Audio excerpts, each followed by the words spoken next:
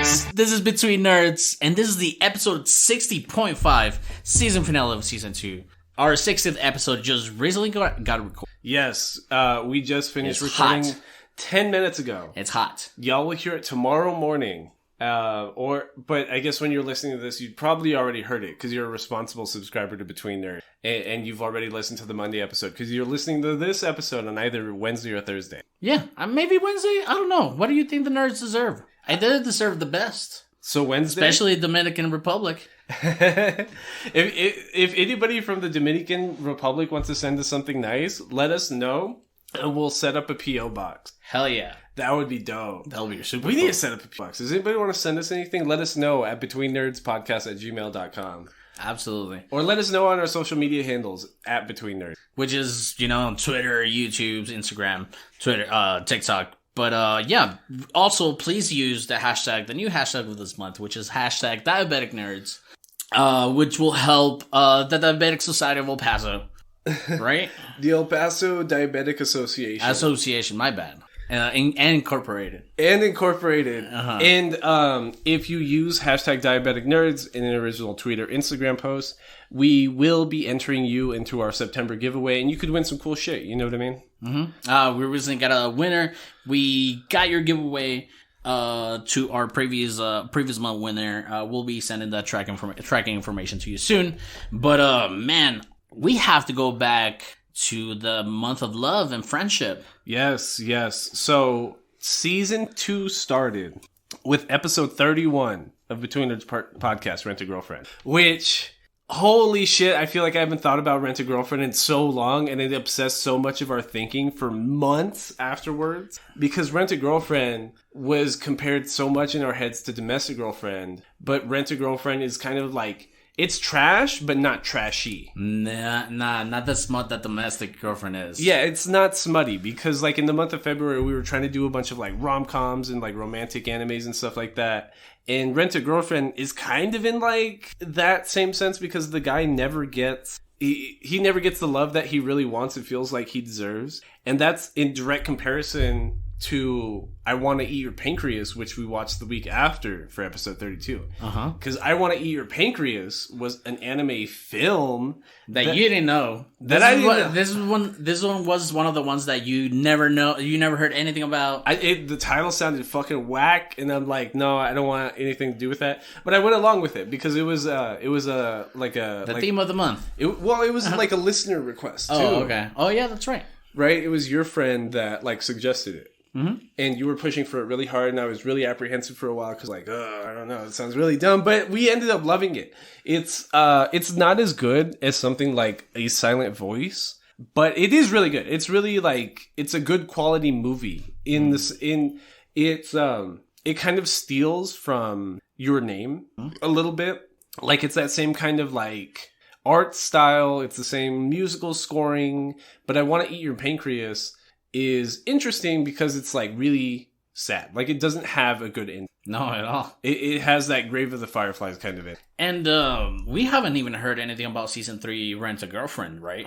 Season 2 Rent a Girlfriend. I mean, season 2 Rent a Girlfriend. Have you heard anything about it? No, I don't think we have, but the manga is still pretty popular. And oh no, you know what? As soon as season 1 of Rent a Girlfriend ended, they did announce season 2. Okay. So I think it's coming out next year. I thought that was a great story. I mean, like I said, it's not as smutty as Domestic Girlfriend, but it's cool. It's fun to see this stupid nerd trying to dodge all these hurdles with 3 different girls. And it's cool because it's like college-age people. It's not high school-age people like everything else is. So it feels more mature. Not like, shonen-y at all. Not at all. And like a lot of things we watch for season 2 are a lot more like mature and like made for grown-up audiences compared to a lot of what we were watching for season 1. Because a lot of season 1 was just like really popular things that like we grew up with a little more. And season 2, we've been like broadening that out a little bit.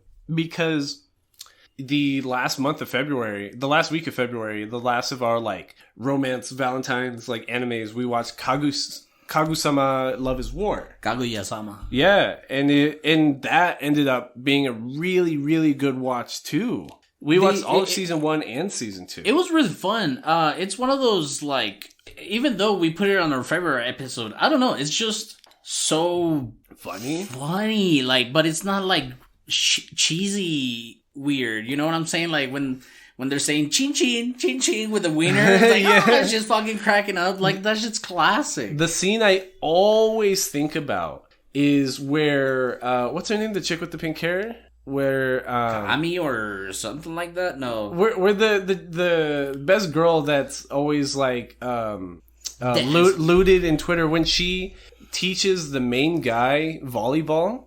And she's all beat the fuck up. I raised that boy. Yeah, I raised that boy. I always think about that. Because he sucks at everything? It's such cool quips. It feels like what the way of the house husband should have been, almost. Like, because it's... Every episode is like...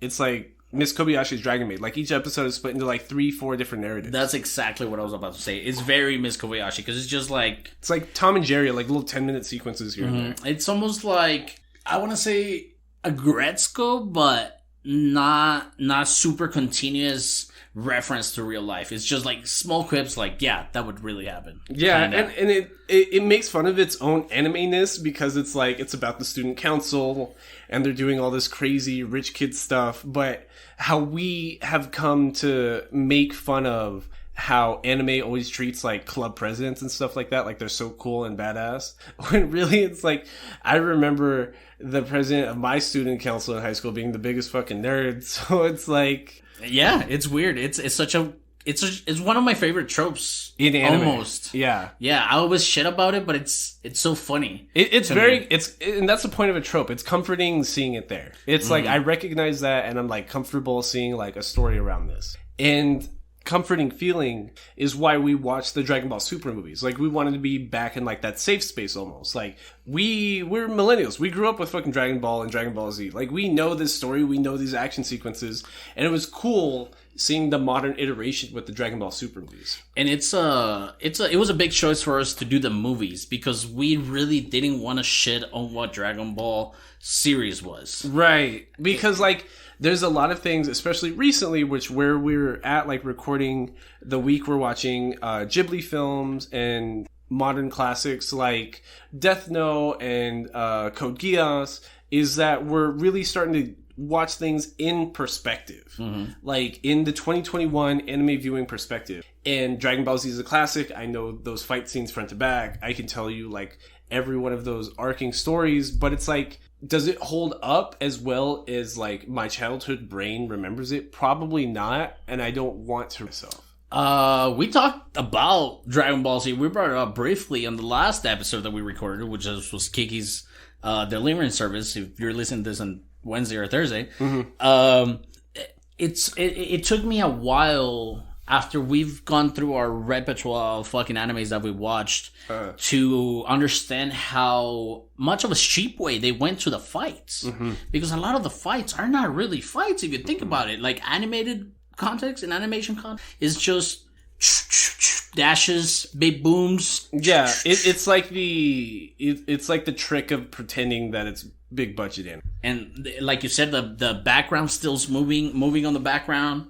Which is why, like, I appreciate what they're doing with Dragon Ball Super, because there is some 3D modeling, but especially by the time you're watching the Broly movie, it's blended in with the 2D animation so perfectly. It's like, I see the 3D modeling, but I also see how you probably couldn't animate it like that. So I appreciate that you still made it happen, and it just looks so good. Like, and that's what I was gonna bring up on our last conversation. The Broly movie really put a lot of good animation out there.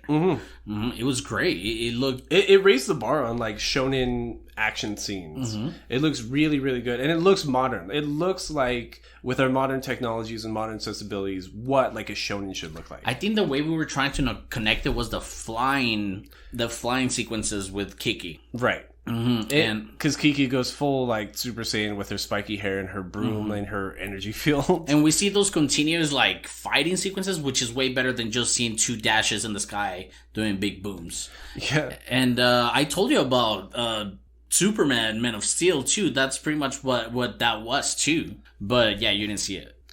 Yeah. And we were just catching up on like a bunch of recommendations and things we wanted to see around this time. This is like mid-March or something like that. So we decided to watch Code Geass Season 1, Lelouch of the Rebellion. And I remember being excited going into it. I remember like being excited for watching Season 2 in the future, which at this point we've already watched our Season 2 episode like 3-4 weeks ago. But at the time I remember being so excited to introduce you to it, and you were just not about it like at all. Well, at first you were like interested a little bit. Mm-hmm. Like that's how I would describe it. You were like, it didn't blow me away yet, but I feel like it might.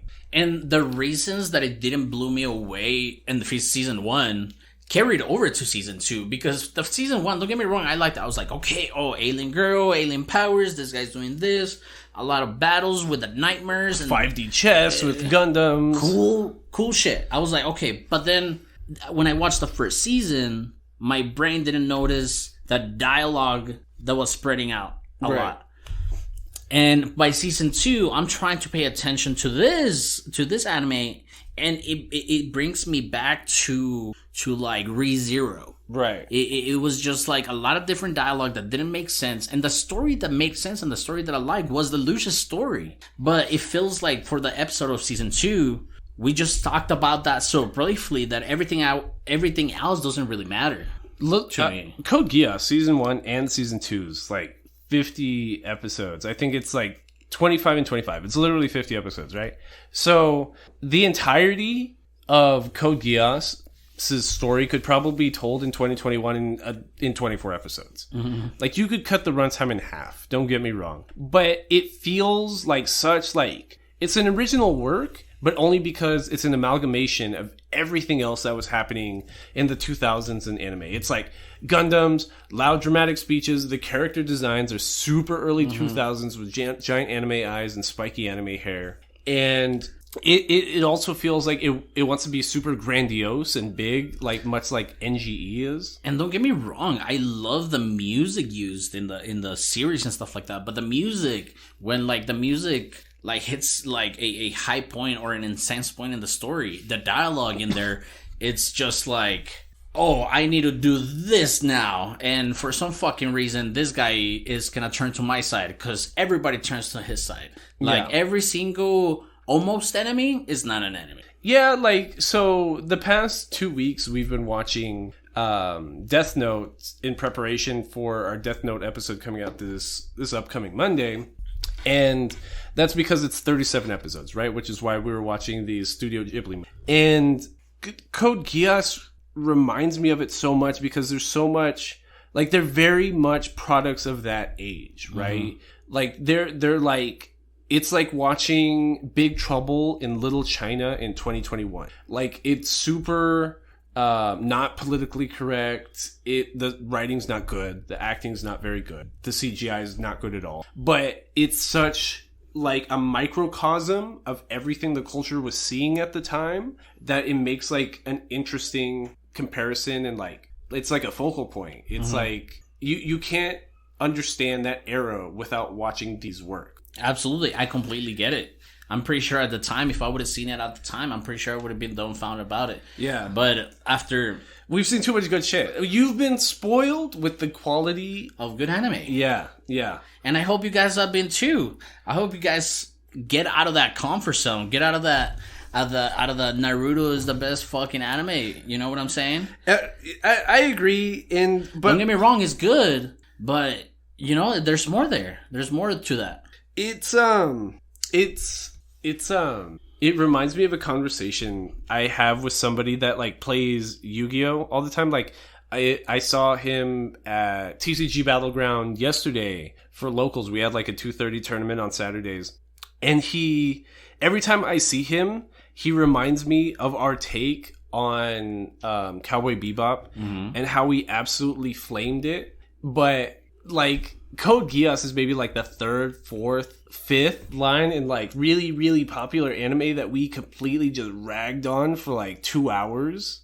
And I don't know. I feel like that's what makes us us. Like, we're not afraid to give you the cultural context, tell you why you probably remember it's good, why it is significant, why it's a milestone, but then like putting it in perspective for a 2021 like viewing experience. Yeah, because if you're missing your winter, spring, fall seasons of anime, you're missing a lot of content there. Yeah, you know what I'm saying? Like for the summer 2021 anime season, I remember anime Twitter being pissed how dry it is. And like I was describing maybe a month ago already, like 50% of all anime content has come out in the past 10 years. Like, it's okay if we have some dud seasons sometimes. If anything, I'd prefer it because, like... instead of shit just pumping out? Yeah, I don't want it to be, like... remember how comic books were, like, in the 2000s? Just, like, this huge influx of, like, these crazy dramatic stories, and none of it mattered because it was all so extra and just... everything gets rebooted every year. It was just to saturate the market. You know what I mean? And, like, it hurt the industry as a whole. And, like, I don't see that happening with anime as of yet. But I could see that happening if we just keep pumping out garbage. So it's okay to have some dud seasons. Like, it's all right. Yeah, because if you're... like, we've talked about the labor that takes to animate this shit. And if you're going to put something that is completely CGI, it better be goddamn good to put it out there in CGI. Right. But if you want to animate shit like that and you're going to put shit out... It's not worth those poor animators' life. It's really not. Because they're not going to make any money anyways, and neither are you. Do you want to shed some shedding on the industry? Do you want to shed on Deadman Wonderland for a second? I do want to shed on Deadman Wonderland. Oh my god. I'm sorry, Valentin. I'm sorry. We love Valentino Hernandez. Don't get me wrong. Like, and he's like one of our favorite like active listeners for the podcast. I love having his input whenever like I hear from him. But Deadman Wonderland is in like the top 5 like shittiest things I've ever seen in anime ever, and that I've actually seen like front to back. Like sometimes you'll get on Reddit and see some anime suggestion of a name you've never seen before. You watch like 10 minutes of the first episode, you're like, this is garbage. I'm not gonna watch. Deadman Wonderland is top 5 worst things I've seen front to back. You know what I mean? Like I saw the entirety of the medium for this podcast, and every waking breath of it was a struggle. From our 60 episodes, you know, Parasite. Yeah, Parasite's bad. You know, Deadman Wonderland. What else did we hate it so much? Godzilla. Yeah, Godzilla singular point. And that's like honestly, if any of our fans have any context or any lore or any hyper nerdy thought that you have about what Godzilla really is, and you want to give us that, I want an explanation on Godzilla, because maybe I'm not seeing Godzilla singular point. We want to be specific. The anime. Yeah. Because, like, don't get us wrong. We were upset because we like Godzilla. We like the current state of the film. We like everything that they've been doing with the... I like kaijus. With the kaiju universe. But from an anime perspective, that shit was ass. Godzilla's singular point is terrible. And much like Deadman Wonderland. Because Deadman Wonderland tries so hard to be like what an 11-year-old thinks is cool, that it's such a, like... heaping pile of like stinky garbage. It's so like, I mean it's not saying much, but I think Deadman Wonderland at some point it's wanted to be what Death Note was. Yeah, I could see that because the characters try to be I could just see people trying to emulate it. Like, it reminds me of Tokyo Ghoul. Like, something that... same thing. Something if you're, like, dark and emo, but you're, like, 11, so you don't even know what dark and emo is. Something that you would think is cool. But then, like, again, us watching it as 28-year-olds, it's like, dude, this is really bad. This is really bad. I cannot see this taking off right now. Yeah. Because it was on Adult Swim, it was easily accessible. I see that as being, like, a lot of why it was popular, especially in the States. But... with how much anime content we have now, we don't need Adult Swim to gatekeep us. Like, we can watch anything we want. I do not see Deadman Wonderland breaking anybody's radar, like, in a modern perspective. You gave me the family access to Adult Swim, and I was looking through the anime on Adult Swim, and it's mostly shit that came out in what is it called, like the 2000s? Yeah, like what was the Toonami? Yeah, Toonami. There you go. Yeah. But it's like we were talking about a couple months ago when that Adult Swim executive decided to argue with me on Twitter. They're trying to reboot importing original anime on Adult Swim. So, like, Adult Swim, because they can no longer gatekeep how children, like, digest or how kids digest anime, they're now trying to, like, pay studios to make original anime work. And but from what we've seen so far, we don't expect that to work because part of season 1, we saw FLCL and its original sequels funded by Adult Swim to be premiered on their network, and those were ass. Those were really bad. Trash. Yeah, completely trash. And it's weird that even with Japanese studios, like for example, the season 2 of the Promised Neverland, like a lot of the writers didn't even want to be credited on the work. They butchered it, bro. They butchered it so bad, and it's so disrespectful. Like it's so like, imagine being the author and like everyone. It's like how you have like this negative. You have something negative to say every time I bring up Game of Thrones or Song of Ice and Fire. I don't have something negative to say. I'm just saying I haven't watched it. You don't speak positively. And whenever I'm trying to describe it as like something big and popular, you're like, this doesn't interest me because, which is fine, don't get me wrong, but I could see like people feeling a certain way about The Promised Neverland season 2, because every time you bring up The Promised Neverland now, it's going to be about its bad season 2. It's not going to be about the badass manga. How great the first season was. It's not going to be about how great season 1 was. It's not going to be about like this feat that the narrative and the light novels were. It's going to be about how shit season 2 is, which is like so disrespectful to the work. Dude, and like just to put animators through that, to have something shitty, just take your time. I don't care. Like you said, we don't care about that season. Yeah, we don't care. And that brings us to Miss Kobayashi. Yes. That was episode 37. Yes.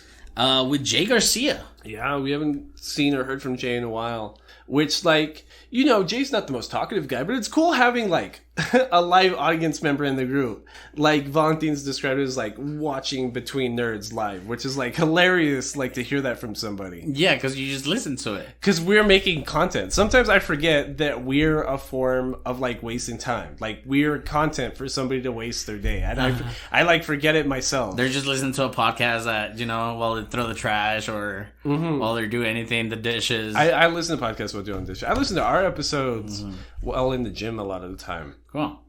And Miss Kobayashi gets you focused. I feel like listening to music kind of like throws you. I do both, but like if I'm gonna listen to music, if I'm really pumped, I'll listen to like a good playlist and then I'll do that. But like sometimes podcasts get me very focused, especially. But see, I can't do a podcast I'm not a podcast. I can't do a playlist in the gym because I'll listen to like albums in the gym because it has like a narrative. It has a front, back. It has a structure to it, and that's what helps me. You get what I'm saying? And Miss Kobayashi's Dragon Maid is a great watch because it does not have structure. Like it's loosely based around like Toru's like background and how she got to Earth and why she's so attached to Kobayashi. But a lot of it's like 3-4 minute sequences of them just living their lives and learning how to be magical in a human world. And this is where my kind of conversation goes to when I try to explain somebody that it's put off by anime, either because they're either Gen X, right? Those are the older ones. The ones immediately above us are Gen X, and then it's boom. Yeah, exactly. So like Gen Xers kind of like, why the fuck does my kids like anime? I'm like, you don't understand. Yeah. It's like that's aimed to them. It's not meant for you to like. Yeah.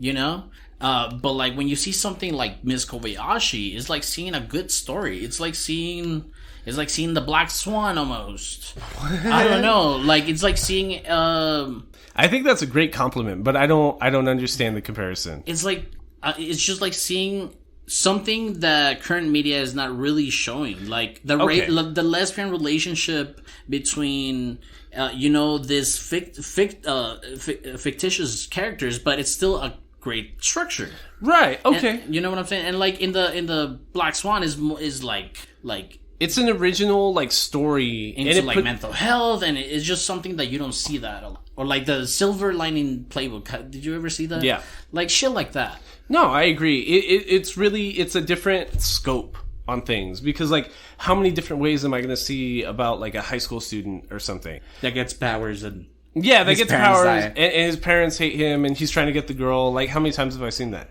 Miss Kobayashi's Dragon Maid. This is the only way I'm getting this narrative is watching Miss Kobayashi's Dragon Maid. It's literally the only way I'm going to hear this story being told. Because I mean I use the term lesbian very loosely, but because the story doesn't really tell you that it's that. It puts it in context. I think what It's because I watched season 2 weekly with Karen. It's indirect in the first season, at least. Well, not even... I'm not saying that it isn't indirect, but what I'm saying is... it's like the very progressive way of saying that, like, you don't need to label these girls as, like, sexuality. They just fucking love each other, bro. Yeah. Like, they just both happen to be women, so who gives a shit? Like Madoka, like, they love each other. They just love each other. Who gives a shit? Like who gives a shit if it's Yuri, if it's, like, any kind of, like, labeling that you need to put on it? That's on you if you feel like you need to be describing somebody else's life like that. No, but it's good to see. It's good material. It's awesome material. It's great. It's so good. And that's why, like, we watched Gurren Lagann. And that's why, like, these weeks back-to-back were great. Because it's like, where else am I going to experience Gurren fucking Lagann? Gurren Lagann was so great in its most crazy fucking way to put it, bro. This is the one, like, I held in my chest so hard. With that week I was watching it alone, I didn't even want to talk to you about it. Because I was like, if Aldo hates this, like, we're not friends anymore. I'm just throwing the whole podcast away. Like, because this was one of the, I was like, if you don't understand Gurren Lagann, or you can't learn to experience and, like, love it for what it is, then, like, maybe you just don't like anime. Yeah, it's like maybe I'm the weird one for obsessing about anime too much. But it was like a work that's hard to compare to other. Because sure, you can try to compare it to something obvious like NGE. You can try to compare it to, like, Studio Trigger's subsequent works. We tried to compare it to SSS's Gridman. But it really is, like, its own experience in and of itself. And, like, the writing is so juvenile. It's literally the hero's journey. They call it the hero's journey at a certain point. They're like, we are giving you the call to adventure to go be the best man in the universe. And then he hands off that adventure to a new generation. It's literally the most textbook definition of, like, this super obvious writing trope. Yeah, and it's so... It reminds me of fucking Akame ga Kill, which is just trope after trope after trope on top of a trope on top of a bigger trope. But it does the tropes well. They don't seem like tricks. They don't seem cheap. Like, it really feels like they made their own work out of experiences I'm comfortable with because I've seen it before. Which was one of my biggest issues in Code Geass, that they kind of like put you in the school. I'm like, I don't want to be there. I don't want to be there. I don't want you to be... If you're going to do 5D World Chess, do 5D World Chess. Stop trying to make it like a high school, like... Which, like, I like it. I'm just saying, but I could understand, like, where you're coming from. But Gurren Lagann, on its own, just the power scale of this anime is just absolutely ridiculous. It memes itself, which is so meta. You thought that was ridiculous? Like, check this out. Yeah, which is so cool to see, because, like...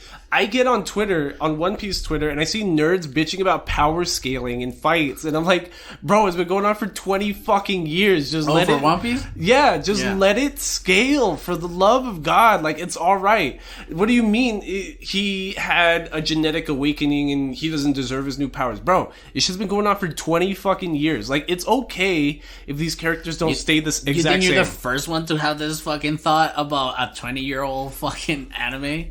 People feel really strongly about this shit, bro. Which is why it's funny that Oda, like Gurren Lagann, will cheat your expectations, but for the better. Because it's like, you want to see something super tight? We're going to make it dorky by the end of it. But you're still going to love it, because you're going to appreciate, like, what they accomplished. And One Piece does the same thing. It'll be like, every fan theory or fan drawing or fan anything that's too cool... You know it's fake, because that's not the point of One Piece. One Piece is supposed to cheat your expectations down, which is what makes it funny. And what you don't expect, they fucking ramp that shit up. But in Gurren Lagann, like, they did what a lot of anime try to do in a lot of seasons. They put a time skip in there. They put you know, like, devastation, and then going through, like, the disappointment, growing up. Seeing your friend die. The Green Knight came out last month. We've been comparing a lot of stuff recently to the Green Knight. It's like that same kind of thing, you know what I mean? And it's literally, at the end of the day, just about being the best person you can be and just becoming a man like that. And that, in the same way, leads to Full Metal Alchemist Brotherhood, which is literally about, like, defeating the world's evils with your best friend, your brother, and becoming a better person from it, and you learn that you can function independently of your favorite person and somebody that you've been relying on to like defeat this evil threat. And what I really like is the conversation around Full Metal Alchemist Brotherhood and the original. Is that what I believe I saw first was the original back in Spanish or whatever, but when I saw Brotherhood, it's just I went back to the original. I'm like, holy shit, this is way longer, and they're telling the same story, and it looks better. It has, you know, better quips and stuff. Maybe a little bit too much quips, but I feel like it is too animated of its own. Yeah, almost, because it's like how I was saying that like things like Dead Man Wonderland and Tokyo Ghoul it's like a disservice that they're cheating like what's triggering your serotonin by something that's totally not cool, like being cool. Because the original Full Metal Alchemist, they're completely different tonal like movies. Because Full Metal Alchemist, the original, is such like an emo cringe fest from the early 2000s. It's like everything else we're describing, right? I would love to see that happen to Code Geass. Oh, I mentioned that briefly on the episode of season 2, but I would love to see that happen to Code Geass. I believe Code Geass can get a Brotherhood version of it. Yeah. It could, which will never happen. Because, it will never happen. Because but you get what I'm going it is the source word. It is good, but it's like, for me. Yeah. I feel like I need a Brotherhood version of Code Geass. But on its own, Full Metal Alchemist, we talked about like we've talked about very disappointing powers that you look for in a lot of different animes, just like Kiki's conversation like last episode, that we wanted to see her making a broom, we wanted to see her having more magical powers, like we wanted more upgrades on the arm, we wanted to see more alchemy in the show. Because Brotherhood is like for sure like it's rated #1 on my anime list for a reason. Like you can understand that even if it's not your favorite. I can totally understand how this is the lowest common denominator that everyone can agree on when it comes to what's in great anime. Like it makes perfect sense like the more you watch it. But there's a lot of small things that you can pick apart like for your own sensibilities, because it's such like, even though it was a groundbreaking story at the time compared to things we watch now, it's such like a blanketed clean writing story. Like it doesn't, how many times have we talked about the 7 deadly sins in anything? And how many times are we talking about like people growing up without their parent, and like what they really went into for this adventure ends up not being what they wanted at all. Like originally the Elric brothers wanted to see their dad, meet their dad, become great alchemists. None of that shit matters by the end of it. They have none of those same motivations by the end of it. And that's again what makes it such a great like story, and why it being episodic and not a movie is such a benefit, right? And that was one of your issues at the end when they split up. You're like, that's not Brotherhood. Why did they split up? It's because like it's almost a cliffhanger, because it's telling you that they're going in other worlds to learn about these other cultures, because they basically conquer their own cultural, and they save their own country. But by the end of it, it's like, I want them to be happy together. But all I'm seeing is a bunch of workaholics going to the ends of the earth, and it's never gonna. And we've talked about this from a lot of animes, that they have that kind of problematic foreign Chinese character design. Yeah. You know? For whatever reason, Japanese medium just loves to stereotype the Chinese in the funniest fucking way. And yeah, it's a good anime. I like Full Metal Alchemist. Yeah. What did we watch after that? We watched Nisei Monogatari and Neko Monogatari, one of your favorite fucking series. And we just fucking listened to the Beastars vinyls that you just learned that it was the same music artist that made the music for. Yeah, the sound Bakemonogatari. I'm sorry, they made Bakemonogatari. The sound director for Bakemonogatari is the same music director for Beastars.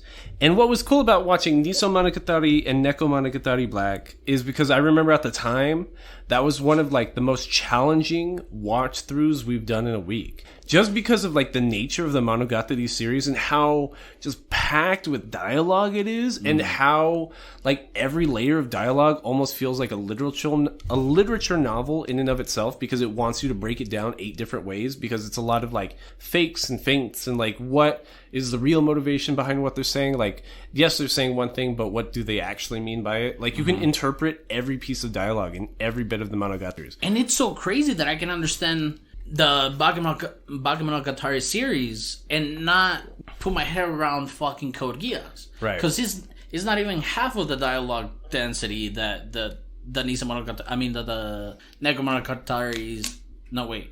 Bakemonogatari series has. The Monogatari series. Yeah, the Monogatari series. Yeah, and it's... I want to watch more of the Monogatari series, because the series about the vampire girl focuses around her. I can't remember what it's called, but you know how like all the girls in his life are getting their own series. That's why they all have different names. The vampire that lives in his shadow gets her own series, and that's rated the best on my anime list. So I'd be interested in watching those at a certain point. I think that'd be really interesting. And it's so the last like 5 animes we just described in order, they all kind of fit like a theme and an order, so they lead into each other discussion wise. They resonate with it. Right. Yeah. The Monogatari series is always in a list, like it just sticks out like a sore fucking thumb, because we go from this to watching a Studio Ghibli film, Princess Mononoke, and the jump there is so fucking massive in terms of like viewing experience. Of the media, yeah. It's wild. It's so, because like Princess Mononoke... My brain was tired. Yeah. And which was like Princess Mononoke is a good like dumb down, because it's almost like void of dialogue and everything's up for interpretation, but it doesn't matter like what the interpretation is. And we talked about this. I keep referring to this last episode because we just recorded it. Right. But Princess Mononoke is the only one that we didn't mention to be as the same sauce as like My Neighbor Totoro, Spirited Away, Ponjo, and Howl's Moving Castle. Right. You know what I'm saying? Because we went into Kiki's viewing with like low expectations. Right. Almost like it was gonna be the same thing. Yeah. But Princess Mononoke, it was crazy. It's super crazy. It feels like an acid trip to being described to you from somebody from the 60s or something. Like, you're just like, oh, okay, dude, there's a spirit in the forest who's a deer, but he's a human with a face. And, like, if he gets shot in the forehead, then the forest dies because the night forest monster is also him. Whatever, bro. Whatever you say, dog. Like, and it's literally a metaphor for industrialization killing like nature. Okay, bro. Okay, whatever. Yeah. Get out of here. Get a job. Yeah, get out of here. No, I'm not going to give you a nickel. You're just going to go buy beer with it. But that's what it feels like. And good animation. That was made later.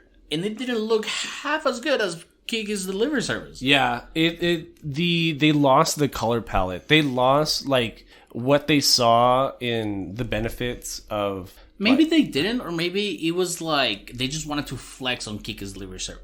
Maybe they were tired of being compared to Kiki's Delivery Service. So it's like, we will animate something completely different with like a completely different story. So we don't try to like limit ourselves and people's expectations. You know what I think it was? I don't think it was like negligence. I believe that the difference between Princess Mononoke and like My Neighbor Totoro, Grave of the Fireflies, and Kiki's Delivery Service is that it's almost not connected to Miyazaki's past. So I think the ones that resonate with his upbringing are the ones that got the most. Those are his babies. That's who's going to take care of the hardest. And I think Princess Mononoke was something that he really wanted to do, but it didn't come from that place in his heart of like how all the other movies. I could see that, because like Princess Mononoke feels more like a Disney film than anything else we've watched. It feels more like Snow White. It feels more like Sleeping Beauty. It feels a lot more like Golden Age Disney stuff, because it feels like you're saying, like he's not writing from the heart. He's having to compare other works and like adapt his own vision based on other people's works, which isn't a bad thing. That's literally what everybody does. Yeah.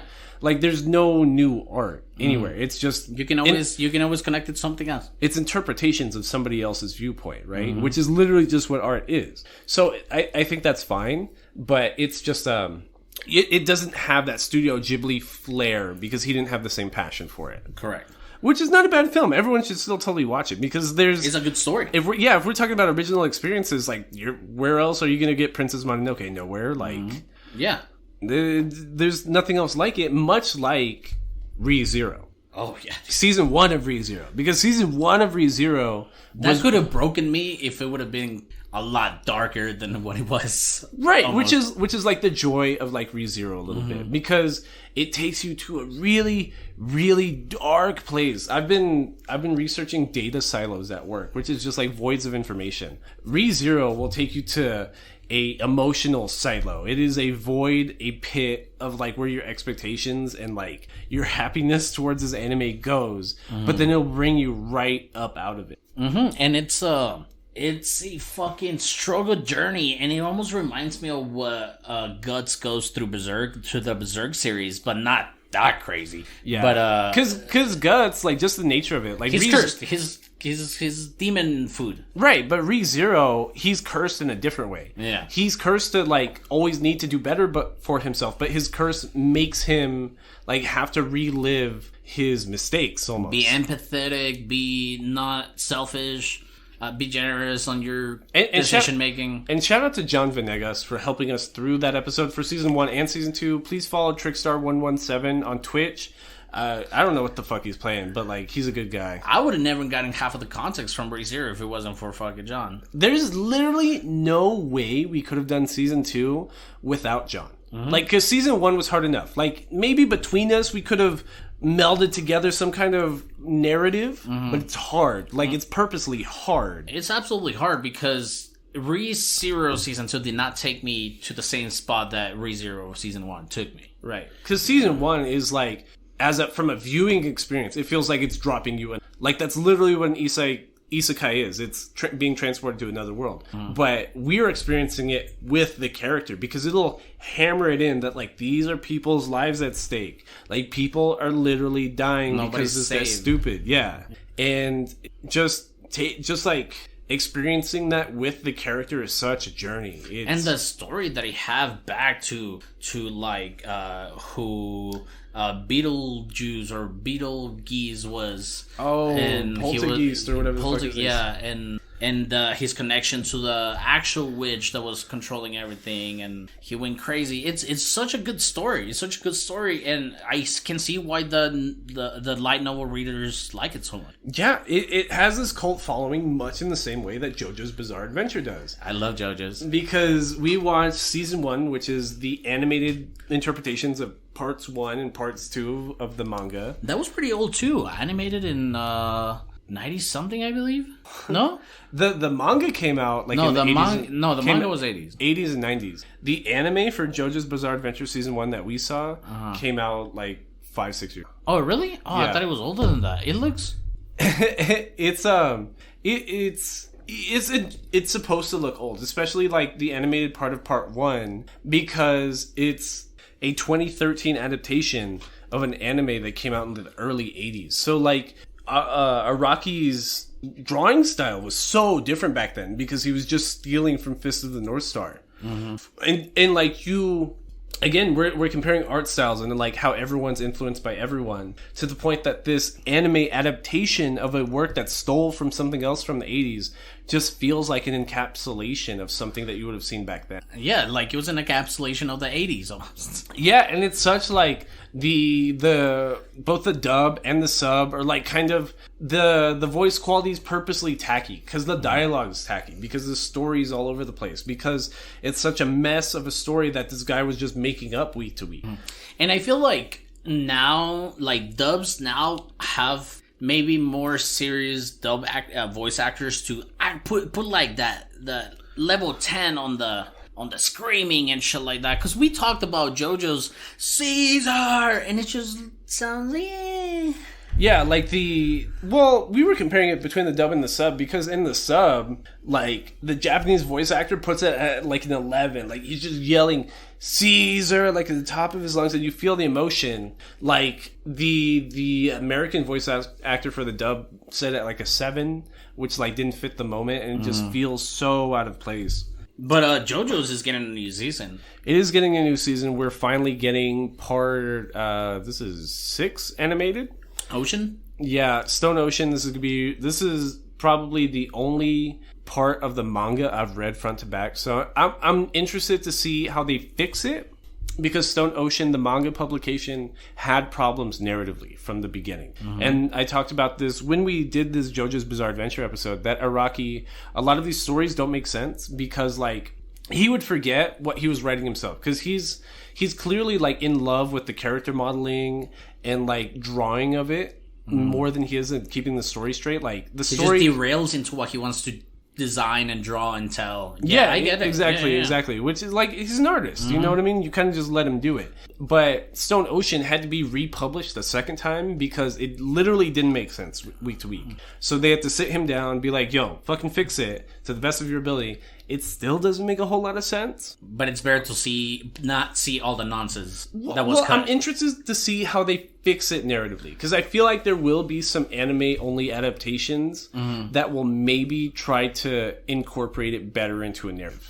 Yeah, hopefully. I mean, the last one, what was it? Golden Wind. Golden Wind. The manga was pretty legit. In the adaptation, kind of seems like it cut corners in some instances. It didn't. It's because, like... But yeah, exactly. It wasn't that bad. Right. It wasn't... I liked it. I like what I get it, but I never read Stone Ocean. I hope, like, the nerds, like, if anybody listening to this wants us to, like, get into part 3 of JoJo's Bizarre Adventure, please let us know, because that is in itself is 2 seasons. Part 3 is... We will have to watch some movies. Yeah, we would have to watch that back to back, but JoJo's is so fun to talk about. And, like, our original recording on our thoughts about it is, like, such a fun listen, because we're just giggling about, like, how dumb it is trying to describe JoJo's Bizarre Adventure. And that's, like, in direct comparison to something like Jujutsu Kaisen, because Jujutsu Kaisen is, like, the big modern shonen. You know what I mean? Until we get Chainsaw Man in, like, a few months. Jujutsu Kaisen's where it's at. Yeah, Jujutsu Kaisen broke every record. Like, yeah. It's what My Hero was 5 years ago. It's what Demon Slayer was 3 years ago. It's gonna be your grandkids Naruto. Yeah, a little bit. But until Chainsaw Man takes over. And that's what's sad, because, like, every conversation I see online about Jujutsu Kaisen, it's comparing it to Chainsaw Man. It's so disappointing that, like, it really is a different story, but because it's a darker, air quotes darker shonen with tropes of horror in it, it has to be compared to Chainsaw Man, because they're coming out at the same time, and, like, that's the same backdrop to both of them. I don't know anything about Chainsaw. Which I think we'll watch it when it comes out, because I think it'll probably finish, like, spring of next year.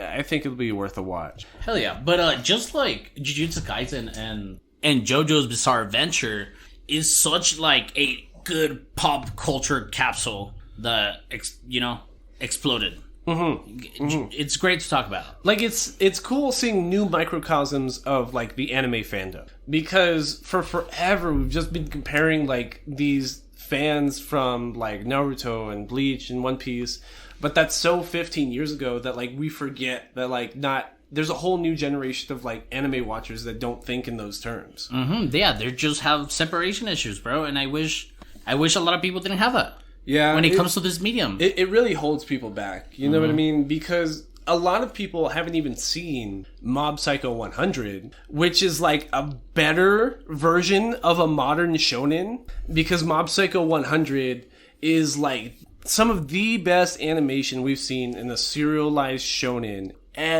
forever. Like, imagine, like, My Hero Academia, but with half as much time, so you're getting way more quality animation at once.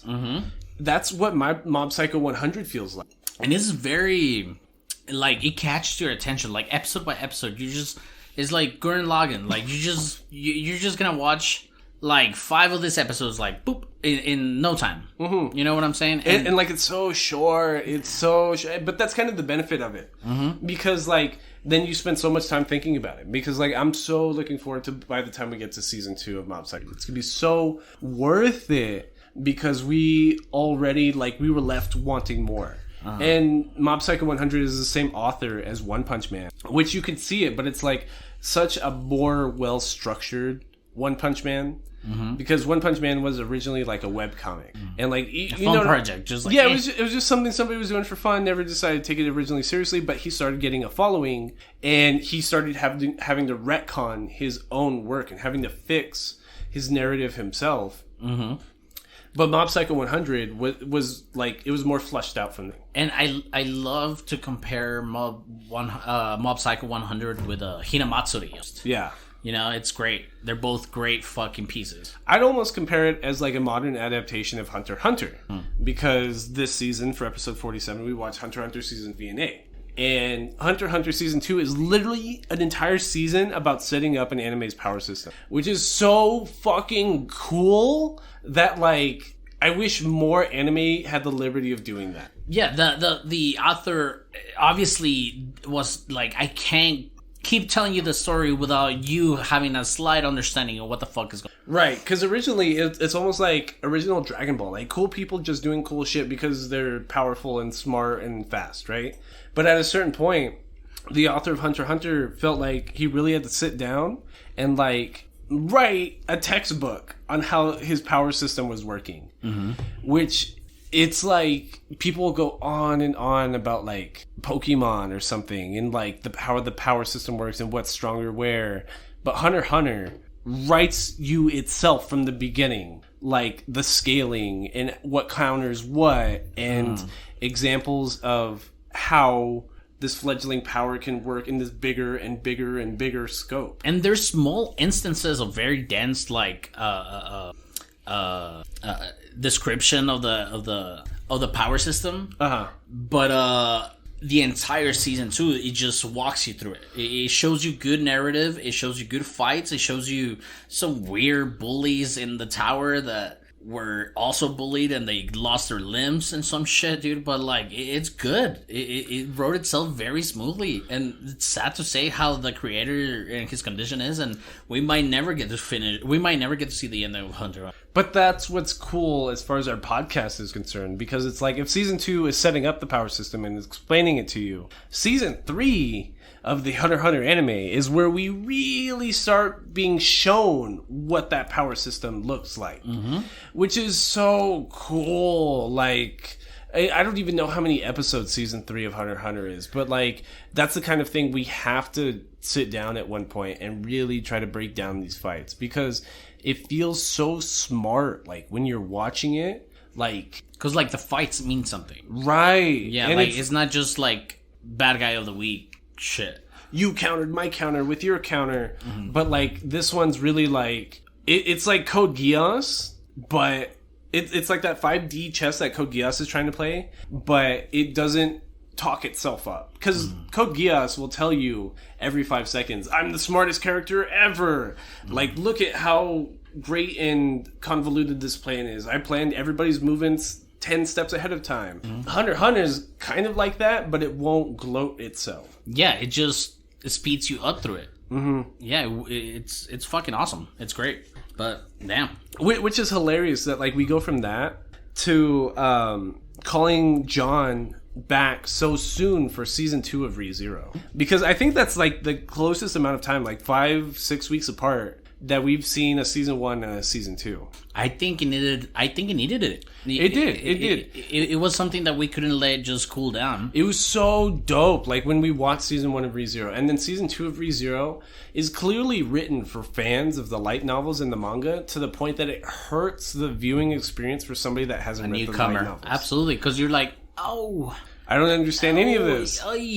Yeah, like, what happened is, like, I want to see more of this, but I also like what you're showing me. But what happened to that girl? And then you're just... There's a lot of assumptions made in the directing, or, like, the storyboarding in season 2 of Re:Zero. Like, it will skip long sections of what feel like explanation just to tell you, like, hey, we're just going to keep moving around because we know that you already know what we're trying to describe here. Which, for us, we're only watching it from the anime. There was a lot of questions and explanation we needed from... Like, there is literally no way we could have finished season 2 of a Re:Zero discussion without John here. Yeah. Because when we walked into the house, like, when I walked into your house and I was ready to record, I was like, yo, do you understand any of that? And we just both looked at each other like, no. Like if John hadn't come through that day, I don't even know how we could have talked about it. You're listening to all this dialogue, but I mean, because of the Monogatari series, right? Yeah. I'm used to that. I like and that's in dub, and you have to read. You know what I'm saying? Yeah. So it's even like more dense. But ReZero puts a lot of weird dialogue that you wouldn't know what it was without the knowledge of the light novels. Right. And you're like, what the fuck is happening? Like, it's so unfair, kind of. Yeah. Which it's such like soured like my experience with ReZero. I don't know if I'm excited for season 3 because like Konosuba just got announced for another season and probably another movie, but I don't feel the same excitement about a potential ReZero season 3. I really don't. I don't think so. Unless they have something really fucking great to show. Yeah. Or to tell. You know? Yeah, it would be something that we would have to watch in our fucking free time and decide then if we wanted to talk about it. No, I agree completely. But I guess we'll cross that bridge when we get to it, because what probably our funniest recorded episode of this season was the next week when we did episode 49, Hinamatsuri. And that anime is such like... I thought it was going to be a boring episode. I really did. Because it's so cheesy. It's literally about a psychic girl, a la Mob Psycho, living with a member of the Yakuza. But the anime itself has so many, like, gags that it's so hilarious to try to describe it to somebody else. And we've talked about tropes all this entire episode, and it feels like Hinamatsuri almost breaks the rules on tropes. Mm-hmm. Because there might be a slight notice of a well-known trope, but it just goes off the wall with it. Yeah. And it really feels like an original work. And I don't feel like enough people watched it when it originally came out. And I'm not sure we'll ever get a second season, which is disappointing because this was originally brought to our attention by another recommendation by one of your friends. Mm-hmm. Yeah. And when we came in here, we didn't know if it was going to be even a good episode. Yeah. And it turned out to be a great conversation. And that's one of the things that you can't appreciate from anime if you don't talk about it too. Right. I agree. Like it's really cool getting somebody else's like interpretation every week, because and again, like this whole season we got badass recommendations from like our listeners, because we were recommended the Saga of Tanya the Evil. Mm-hmm. Which we both thought was going to be something completely different and super cheesy and corny. Like the animation in the promos to the Saga of Tanya the Evil looks like Dead Man Wonderland. Mm-hmm. And I was like, it's going to be exactly that corny, exactly that cheesy. But it's so good. Like, it feels like Code Geass or something, because it's about... Isekai. It's almost an isekai. Yeah. You know? Yeah. By a girl who was like, fuck you, God. I don't give a shit about God. And God was like, you're gonna fucking learn to love me. Mm-hmm. And she gets put in Nazi Germany-ish. She's put in another universe where Nazi Germany had witch fighters, but it's super 5D chess, like Code Geass or something like that, because it's about her like trying to psych out the enemy and like flanks, but then it also has like giant laser beam power systems like Dragon Ball or something like that. And she also gets her power from the god that she's like degrading, and it's fucking awesome. Big booms. Big booms. It's super cool. The Saga of Tanya the Evil probably will get a season 3, which I'm super excited about. But it's I don't feel the same about a potential season 3 of the Saga of Tanya the Evil like I would a potential season 3 of Dr. Stone. Mm-hmm. Because Dr. Stone, when season 1 originally came out like 3-4 years ago, felt like how the conversation around Jujutsu Kaisen is right now. Like, there was so much hype behind it. Mm-hmm. But season 1 is really cool, it's really quaint. But season 2 did not get the same buzz around it, which I think hurts it, because we haven't seen season 2. We've only seen season 1, mm-hmm. which we saw for episode 51. Yeah. Yes, sir. So I hope that like maybe we'll get recommended by our listeners to watch season 2. We'll get a better understanding of where season 3 could potentially be. But just like off of discourse I saw off the internet, like there's not a whole lot of hype and excitement about it that gets me wanting to watch season 2. And we know that all these studios go, they go belly up like from one day to another. Mm-hmm. You know, it's like, oh shit, that was our last work and nobody knew. Yeah. You know? Yeah. And it's I thought it was really cool. It gave me like the vibes that I got from like what is it? Steins Gate? Yeah. Yeah. Yeah. Yeah. And it very good dialogue. Feels really smart too. Mm-hmm. And it like it wants to handhold you a little bit, but it feels okay that it does that because we're talking about chemistry and sciences.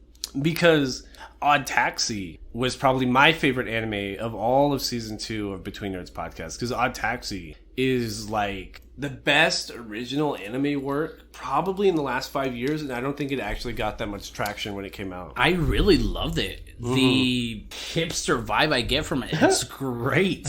Like it's I love the intro song. The intro song flows so well with the theme of the anime. The anime touches up on mental health. It touches up on the close friendships. And it's a murder mystery at the end of the day. Yeah, and it's just like this Amores Perros kind of convoluted story that all connects with different people, you know? What do you mean? Like, it's telling you different stories of different characters, but it all, like, somehow or another connects. Oh, I get it. Because you're introduced to like a bunch of different characters. You're seeing like these different stories about their day-to-day life, and you're not sure how all the stories are connected until the very end. Correct. And Odd Taxi, which is cool about it because it's only 13 episodes, it has the type of ending that does not set it up for a season 2, which is like different for an anime. Mm-hmm. I mean, we see that the actual killer gets in the taxi. Yeah, it's led to believe that like our main character is in danger at the end of episode 13.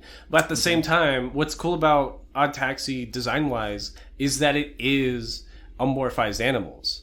And the resolution at the end of season 1 says that that is no longer happening. Which is wild, because immediately the week after we watched Durarara, which had a recent season 2, which came like years after the season 1 interpretation that we watched, which tries to be like what Odd Taxi is, but Odd Taxi does it in like this completely enclosed 13 episode space. Mm-hmm. Seems like the kind of thing that wants to go on for forever, which isn't a bad thing, because I'm sure like there's certain people that look forward to, I don't know how the publication framework is, but maybe it's a manga or a light novel or something. I can look forward, I can see somebody wanting to look forward to continuous publications of something like because it's a lot of short stories enclosed together. And they do resonate, but man, Odd Taxi did it so good. They, was, again, one of those times that I hate that they push the teenager in high school aspect on it in a grown-up world. Right. It's like, because that's how all of these 2000s ones are. All of the ones we're comparing to all came out around the same time. Death Note, Code Geass. They're all kind of like Beastars. Published around the same time, but they're pushing like this age demographic that don't really fit the mature story they're trying to tell, which is like maybe in the 2010s they felt like they needed to be like that, and maybe we're finally getting out of that point that it's like, no, it's adults that are enjoying this and like being a part of this. I would like to find pieces of media made around the same time that wasn't a shonen-y piece of anime. Like, I would like to see what the other spectrum of that talk was in around those same times, because it feels like the only perspective we have of these animes that came around the same era and they were doing their own thing, like Code Geass and shit like that. I would like to see what else was out there and see if there's any other good piece in there that we can correlate what the fuck was in people's minds. Yeah, which would be really cool. Well, I think it'll take some time. You know what I mean? Because because we will have to do research. Well, it's not only that, but it's like, and I could totally I could totally see people in like 5-6 years talking about like 2021 and 2020 at a certain point, comparing Demon Slayer, My Hero, Jujutsu Kaisen, and stuff like that, and comparing them all together. Because they all feel like the same era of shonen. Absolutely, they do. Right? So I think it'll just take a little time, but we've been watching anime for forever. I'm sure at a certain point we're going to find a second resurgence of people rediscovering this era. And even as Durarara, as heavy dialogue that it was, I thought it was good. I thought it was... Which I think is funny that, like, you like Durarara... Well, you dislike Durarara less than Code Geass. Yes. And for me, I'd much rather watch Code Geass than Durarara. Nah, I don't think so. Nah, not for me, dog. But can you expand on that, please? It's just the heavy dialogue and intricate story that they want to put. It's better told, and that's not saying much, than for me what it was 2 seasons of heavy dialogue not kind of going anywhere. I hope, well, maybe eventually we'll get recommended Durarara season 2. And maybe we'll understand more then if it's really held up. Because my understanding of Durarara season 2 is it kind of was a cash grab. And like it kind of was a lot of fluff that didn't need to be there. Yeah, I was going to mention like season 2 of Code Geass felt for me like Men in Black 2 almost.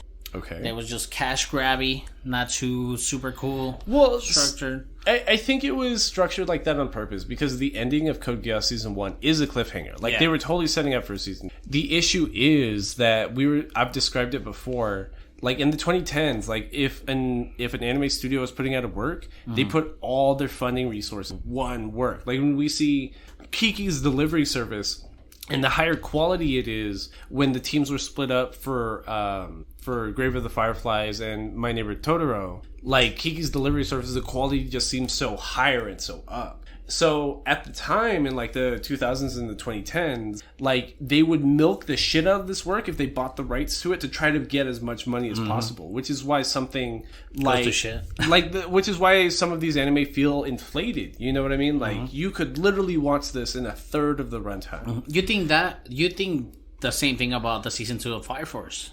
It was very lacking. I haven't finished season 2 of Fire Force. Oh, okay. But it feels like cheaper. Like even the animation of season 2 of Fire Force feels cheaper. Like it looks so much worse. And that's like not how I feel about Beastars season 2. You missed K-On! Here. Oh, did I? I'm sorry. Fuck, that was such a good segue. Anyways, K-On! is excellent. Hey, you could have said the same thing about K-On! Because I fucked up, my bad.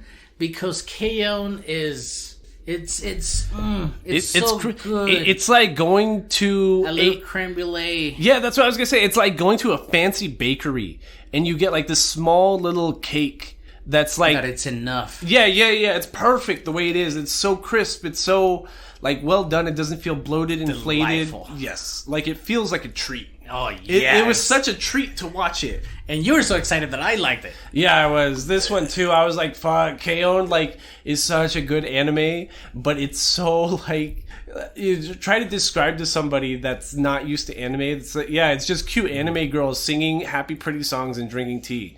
Like that sounds so dumb. Like they'd probably laugh in your face, right? And it's a celebration of women too, just like Hinamatsuri. You know what I'm saying? Yep. It's just some girls trying to start a band.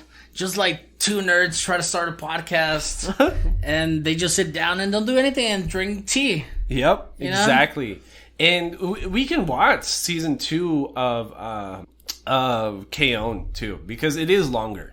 Because all of season 1, I think, was basically 2 seasons worth in 12 episodes. Because it's in 12 episodes, it's all about their freshman year and their sophomore years of high school. Season 2 of K-On! Is entirely their 3rd year of high school, but in 24 episodes. So you're getting like 4 times as much content, which like I've seen season 2, but it's been so long I don't remember if I thought as highly of it, which would make for an interesting watch too. So again, please let us know on social media. Please at Between Nerds. Let us know if you want us to watch the sequel, Stenu. Our email too, BetweenNerds Podcast@gmail.com. Exactly. But something we're not going to watch is anything related to Godzilla Singular Point.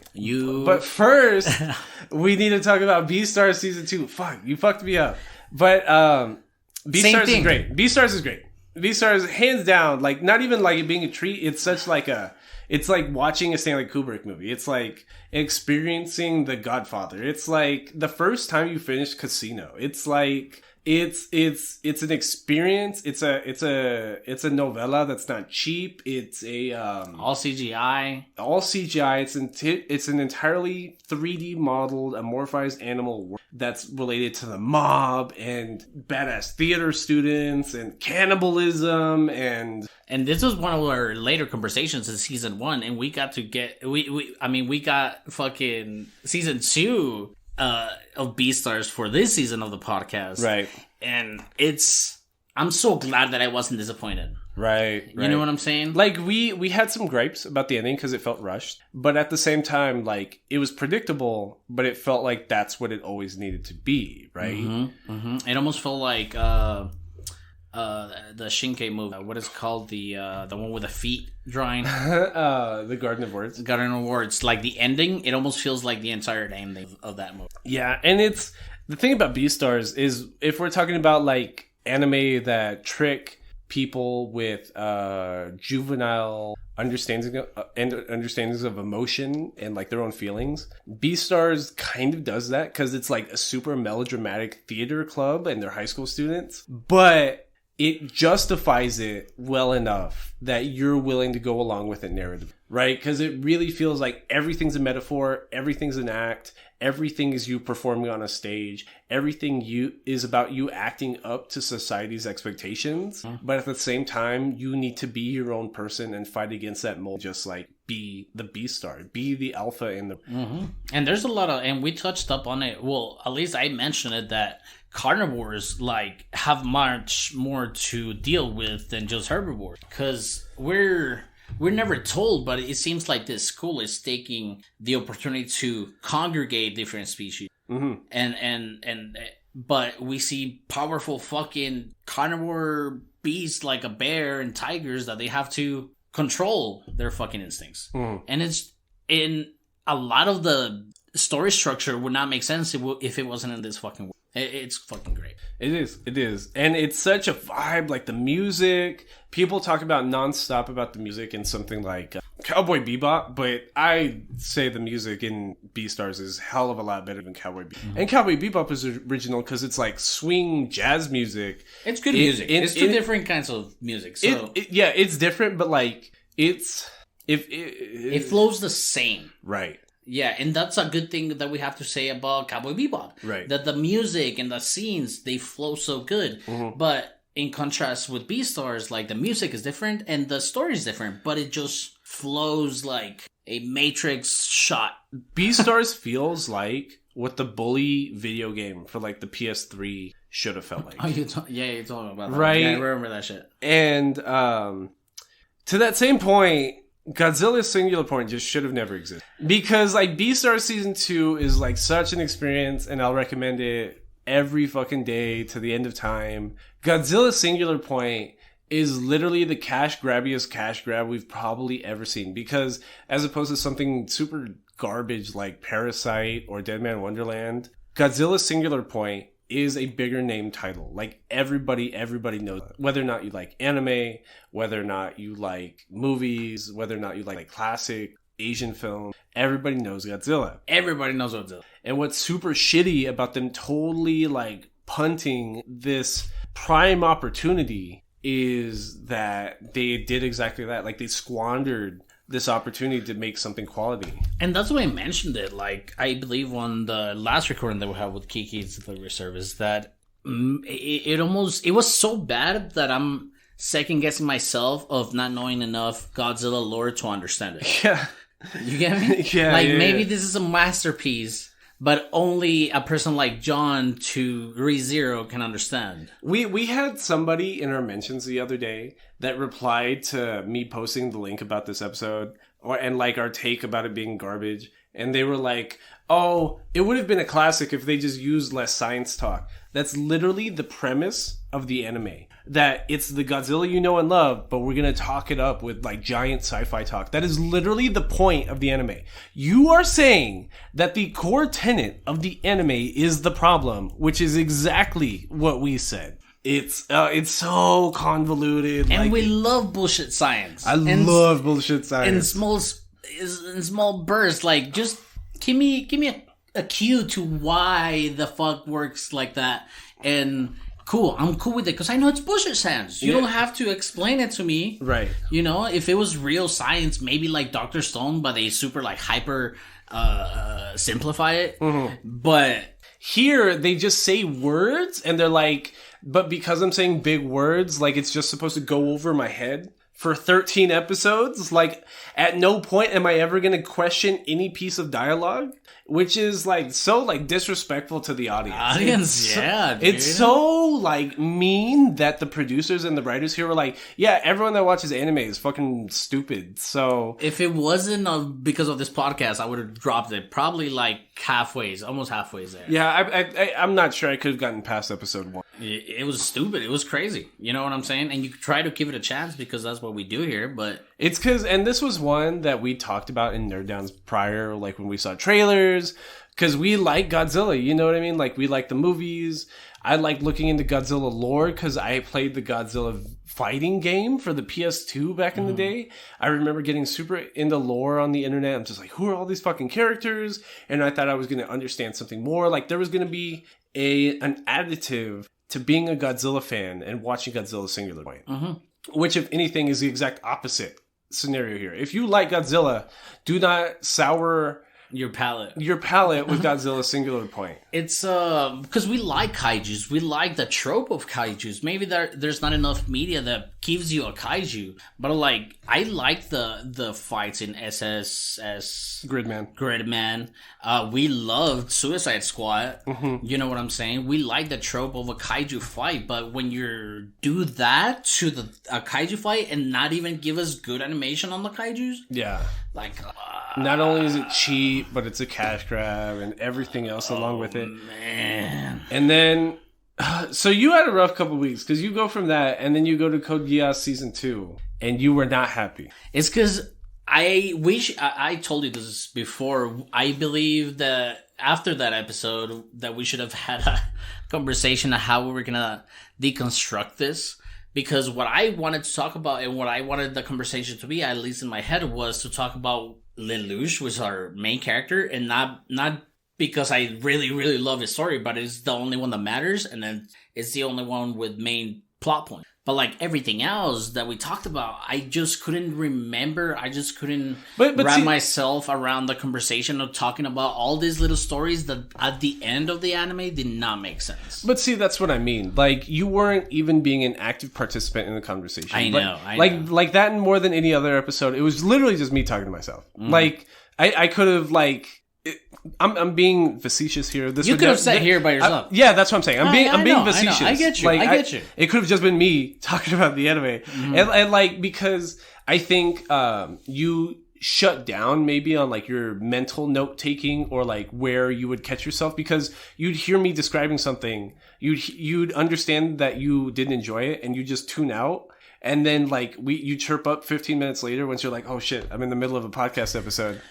It's because I think it was like minute 25, minute 30 when we just finished talking about what Lelouch ends up doing at the end, and we started like branching off of the different stories, that the other different stories... They didn't matter to you. To me, when I was watching it, I was trying to pay attention, but then I realized this is the same thing that happened in season 1, but I didn't notice it because of the cool nightmare fights, because of the cool, fast plot points that it had. But then over here, it takes 7 episodes to do nothing. I've been playing a lot of Kingdom Hearts lately because I bought like the Master Collection or whatever that has like all the HD remakes of all the PS4 games that are remakes of all the PS2 and PSP games, and then has like the Kingdom Hearts 3. So I'm playing the PS4 version of the PSP game Kingdom Hearts Birth by Sleep. And I'm seeing a lot of that because like I love the gameplay. Like and the gameplay is like easy. It's literally like press X, press triangle. Okay, cool. Like that's how every Japanese RPG action game is, right? It's like if you've ever Final Fantasy. Yeah, if you've ever played Final Fantasy like 13, that's exactly how it is. Like it's cool big animations that make you feel like you're doing a lot, but at the end of the day you're kind of not. But it's cool. Like it's cool. And the story narratively is like every Kingdom Hearts game, which is almost void of story. Because the best Kingdom Hearts game is Kingdom Hearts 2 because it sets up so many questions and doesn't answer any of them, which leaves like you wanting more. But like Birth by Sleep is super fun. Don't get me wrong. I'm having a great time. But like walking through each storyline they're so spaced out in terms of actual substance that I could see how something like Code Geass like could frustrate because it's literally like rehashes of old Kingdom Hearts like maps and screens and fights, but just laid out with like, oh, did you know that this person was also involved with these characters and that all these other characters secretly knew all these other characters, and like it's expanding the world a little bit,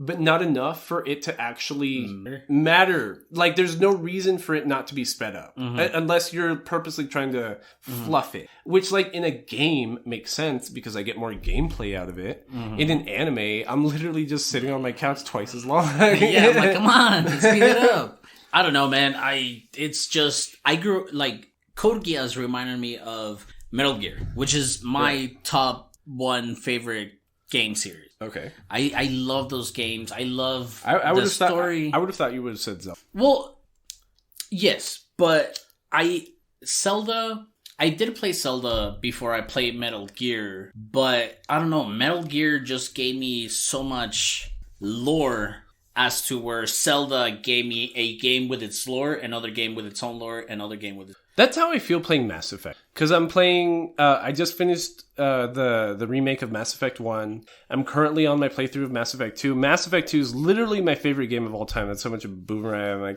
I haven't played a game front to back since like 2011. So restarting Mass Effect 2 with its redone HD version feels like that. It's like Season 1 set up a trope and characters and cool storytelling, but it was like really not fleshed out. It felt cheap, felt not complete almost.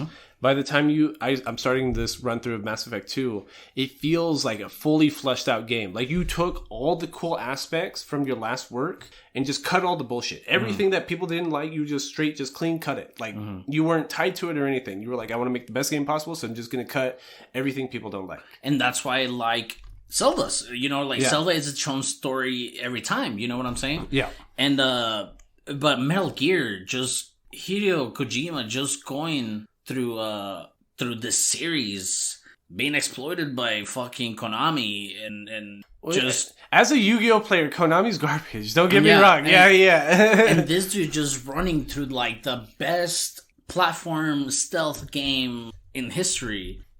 He's getting cucked by capitalism, and there's robots and there's super crazy guns and all this, and that's what Code Geass reminded me of. But it just let me down so hard that they did not expand it in the alchemy in the Full Metal Alchemist. Yeah, no, I get it, but the probably the best scaling and world expansion might be Attack on Titan, because 3 weeks ago we watched Attack on Titan season, and that shit is notoriously confusing, but amazing at the same exact time.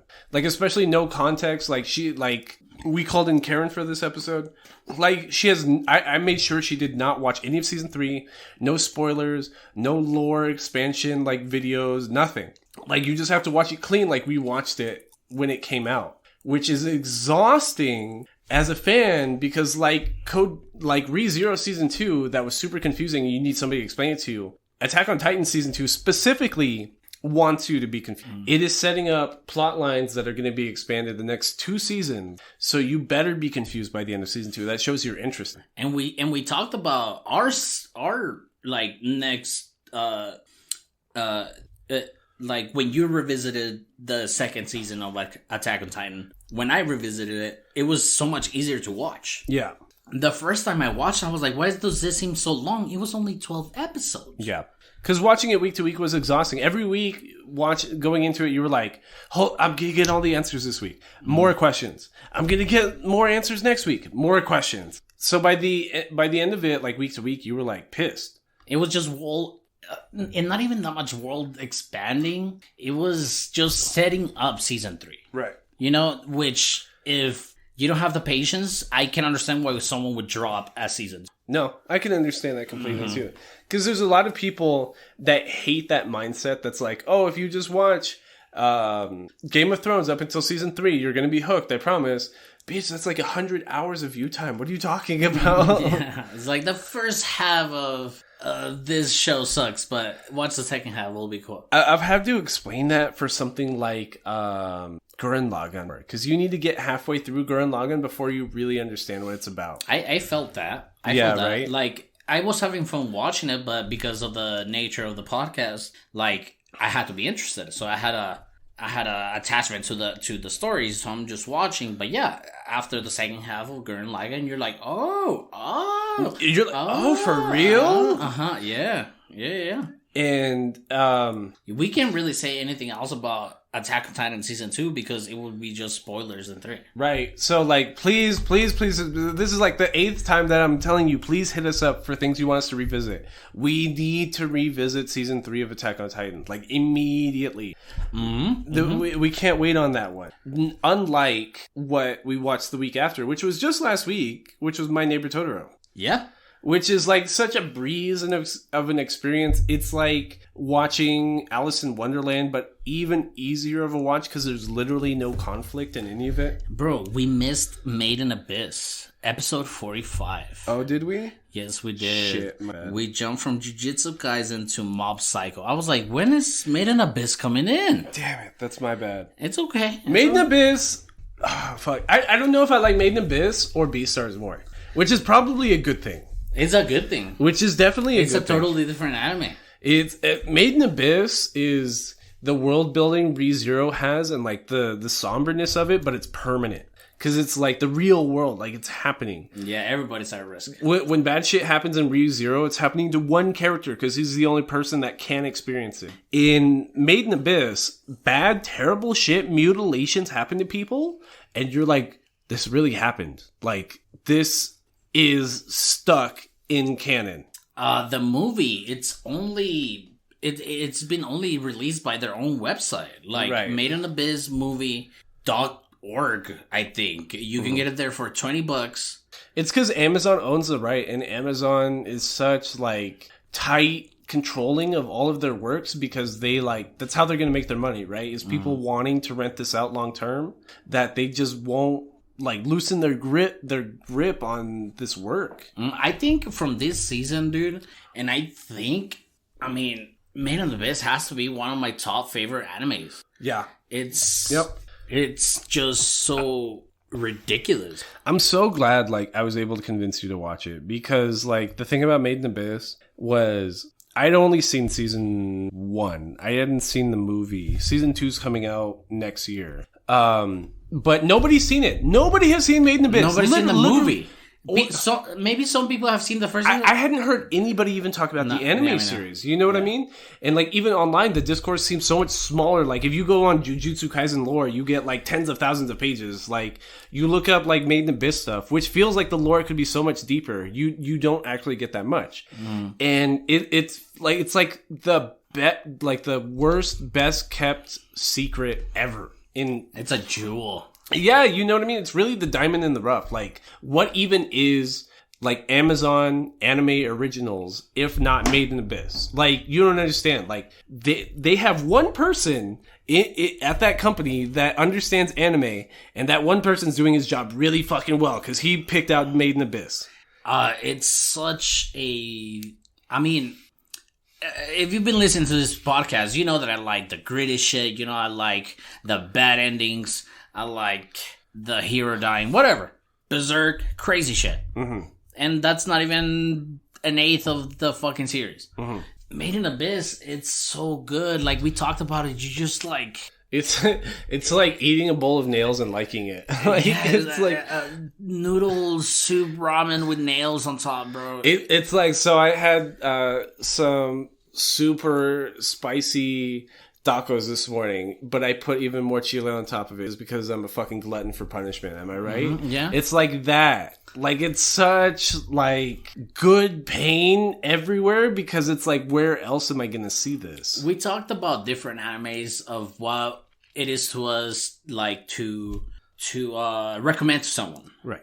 Made in Abyss, for me, has to be like one of those. That you could actually recommend to somebody? Yeah, like it has to be something like, man, like... It's a little gory for me to like recommend to somebody. Mm-hmm. I don't know, it's so good. If you can understand... the boy in the striped pajamas. Mm-hmm. If you can understand A Beautiful Life, if you can understand The Pianist, if you can understand, you know, really sad movies like that, really touchy movies like that, you can understand Made in Abyss. Right. Yeah. It's because it's like, and it breaks expectations. Like every which way. Every time you feel like the main characters are getting a break, it's like, psych, bitch, their life just got like a million times fucking worse. And it hurts so much to watch because it's like, I have so much emotional investment in these characters. Why are you being so mean to them? And which is exactly why I was trying to tell you like 2 weeks ago is the point of watching Game of Thrones. You were like, I haven't seen anything after Lord Stark dies. That's the point. You're supposed to feel like shit when all of these characters you have investment in. I like feeling like shit. Which is funny that you like the gory, gruesome shit and you want to feel like shit about your main characters in anime. But when it comes to Game of Thrones, you're like, no, Lord Stark dies. That's too much. Maybe I'll give it a chance. Because, bro, like... I like the first season. I watched the entirety of the first season. When I was working at the lab last year, all I did was listen to audiobooks because all these nerds didn't want to say anything lab all day, right? So I have 40 hours a week to just listen to podcasts. I listened to the entirety of the Song of Ice and Fire, like main novels, the world-expanding novels, every side book. And, like, what's super fun about A Song of Ice and Fire is the pain you see your favorite characters. It's because it's like... Jaime Lannister has really severe character flaws. Does he get his comeuppance? Absolutely. Does he learn from that experience? Eventually he does. And every character has that kind of feeling because it's like, will they bend to the will of the Iron Throne? And will they learn from their experiences? They do or they don't. If they do not, they're just dead. Because that's just the nature of the show. It can be your favorite character, the best, well-written person, character, fighter, anything, period. They're gonna die because they could not bend their will to the Iron Throne, which is absolute, because power corrupts all, right? And that's what's so fun about A Song of Ice and Fire. And that's what's fun about, like, Mob Psycho 100. Because even in the movie, we see a character who's, like, one of the 5 most powerful people in this whole... abyss world that they've set up. He pretends to give a shit about children, raises them up just to sacrifice them if he feels like he can benefit from it. It's literally the worst feeling in the world, but he gets his comeuppance, which seems worth it as an audience. It's fucking crazy. It's why are we talking about fucking Made in Abyss? Made in Abyss. I can understand why. I don't understand how, but I can understand why the actual studio that made in Abyss is clinching to the movie. Right. Because the movie serves you everything that you need from what you got in season 2. Yeah. It's season 1. It's only one season. I mean, season 1. But like they introduce new characters that you get attached to, and it's characters that you'd heard about loosely, or they're associated with characters that you'd heard about in the main season. And when I send you that meme on Father's Day with the main antagonist of the movie, like, I don't know, dude. It just breaks. It can break a lot of shit. It's if you like Tokyo Ghoul, if you like Dead Man Wonderland, you should watch Made in Abyss because that's actually. Yeah, absolutely. Yeah. All those animes that you mentioned, they want to be what Made in Abyss is. Yeah, Made in Abyss does it well. At a 10 out of 10. And just... I know I tried to bring it back previously, but My Neighbor Totoro, we watched it 2 weeks ago. Great fucking anime. It's a lot simple compared to everything else we've described for season 2. It's a classic for a reason because it established like an entire studio, like a powerhouse in the anime industry, Studio Ghibli. But does it hold up in 2021? It doesn't. Like, it's like watching the 1939 Alice in Wonderland. Like, it's tacky, the animation's off, but you can see how it set up everything else. Well, we talked about this on that episode, that there is not a good conversation with My Neighbor Totoro without the context of Grave of the Fireflies. Right, exactly.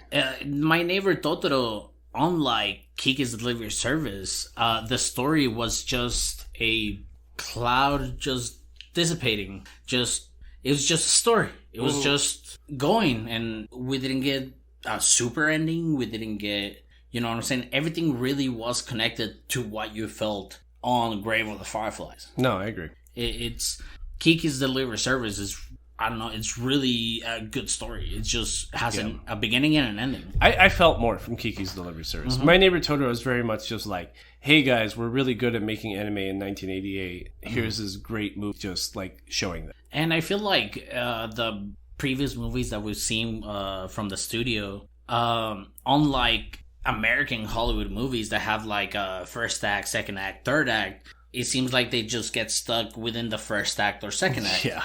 And they're just flow at the end. My Neighbor Totoro's all second act. Yeah. There's no third act. The third act's like all of 10 minutes.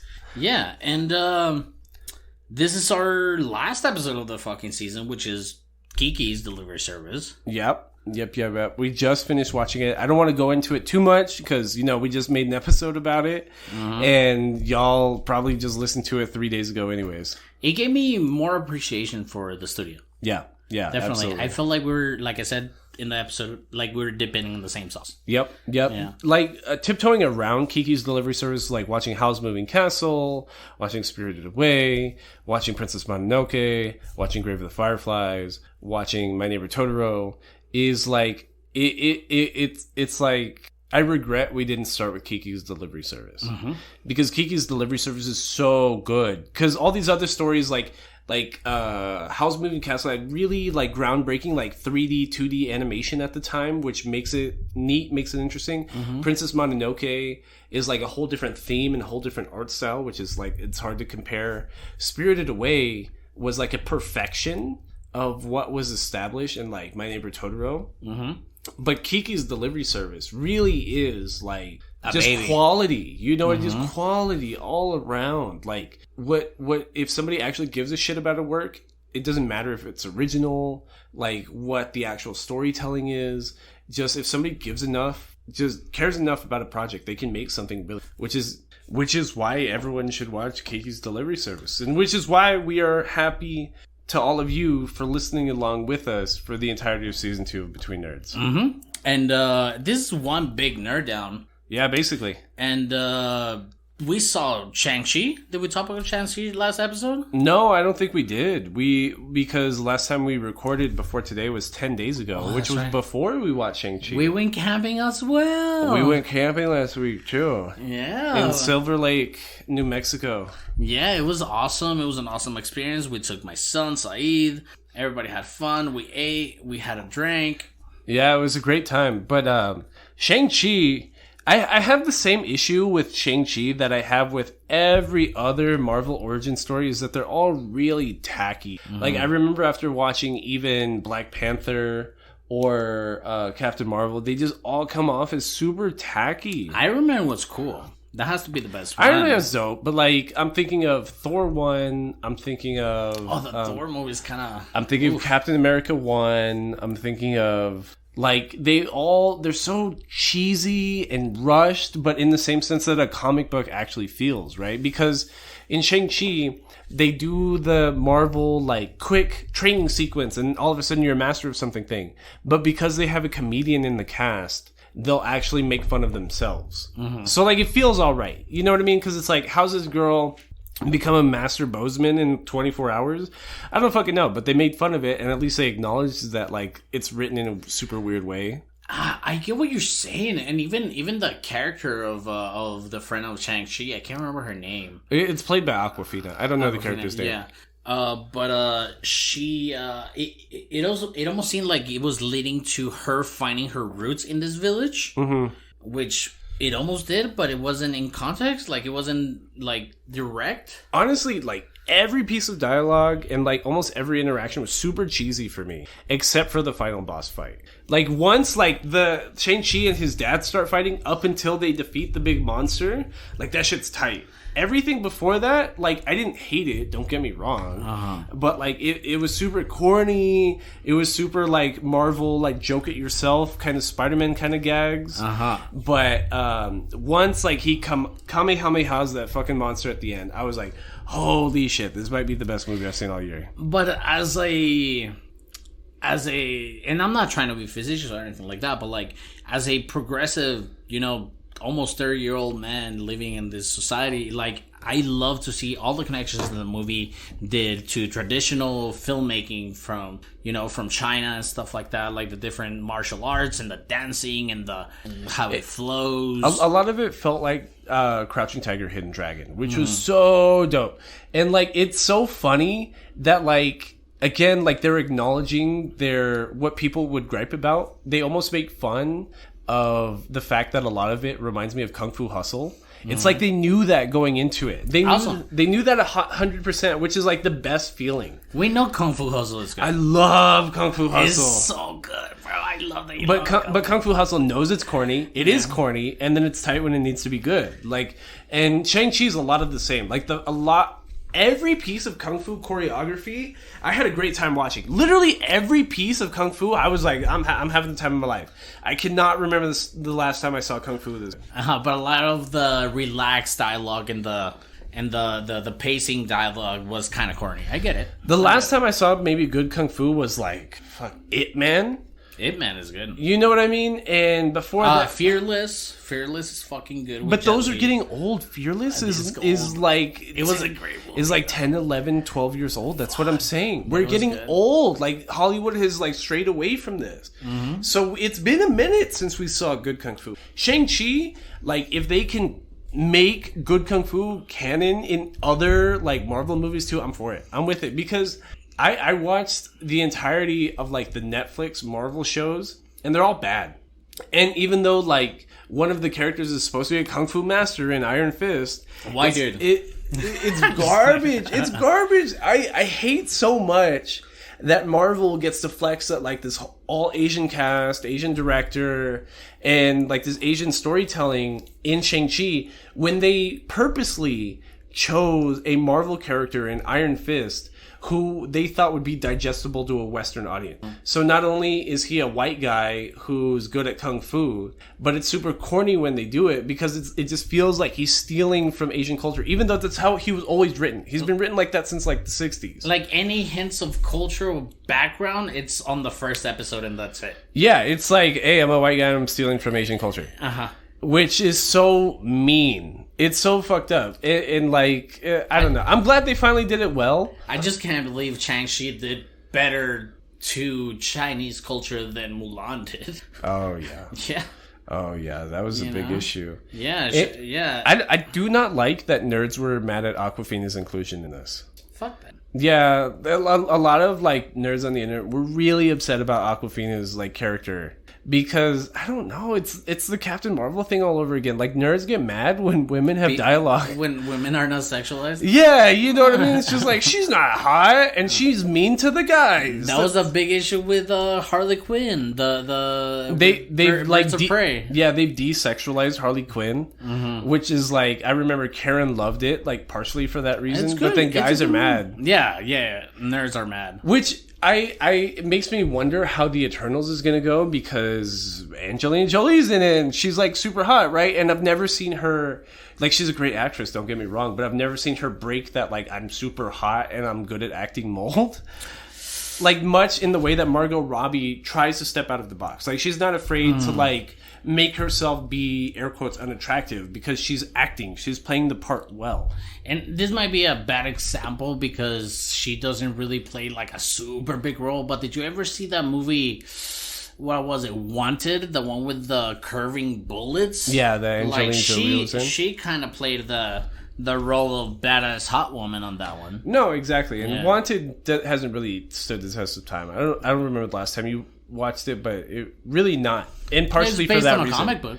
Yeah, it's super corny. It's like, it's not very politically correct. It's but again, I wonder how the Eternals is actually going to be, because what I like about Marvel and how much we obsess about the trailers and stuff is like they still find a way to like break our expectations, even though every trailer is broken down like a millionfold.